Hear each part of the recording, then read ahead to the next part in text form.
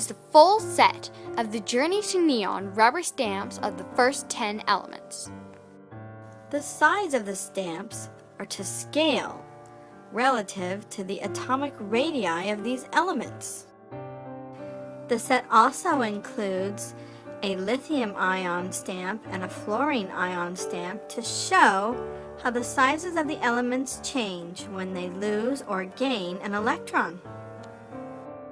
The Journey to Neon rubber stamps of the elements are a great way to get a sense of the different sizes of each element in relation to each other.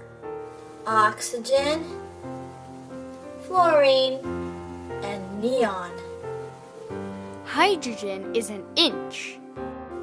If you were really measuring an atom, though, you'd use picometers, not inches. 1 inch is 37 picometers in the stamps. That's the size of hydrogen. You measure the stamps from the outside without using the embellishments. For example, we don't use these little lightning bolts. It just goes from here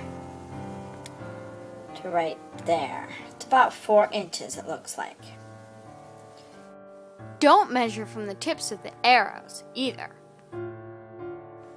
Look how small neon is, even though it has 10 protons and 10 electrons. When we measure fluorine, we don't measure the radiating lines. The longer the radiating lines, the more electronegative the atom is. The more electronegative an element is, the greater the tendency for it to draw electrons toward itself. We'll use the red ink and start with an oxygen. The stamps can also be used to stamp out bonds between atoms. In the stamps, arrows represent electrons and pluses represent protons. Here's the electron arrow of hydrogen. I must fit it into one of oxygen's empty arrowhead-shaped slots. Not bad. These stamps can only be used to make single bonds, however, which means the two atoms are only sharing one pair of electrons. You can see these electrons are being shared now between these two atoms. The longer the arrow, the more willing that atom is to share its electron.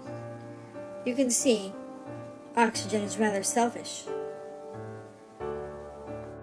Let's see how you can bond fluorine and lithium together. You would not use the regular stamps for this. You have to use the ion stamps for fluorine and lithium. The bigger the lightning bolts, the easier it is to steal an electron from this atom. You have to try and get that arrow right in the little dotted lines. See how fluorine has possession of one of lithium's electrons?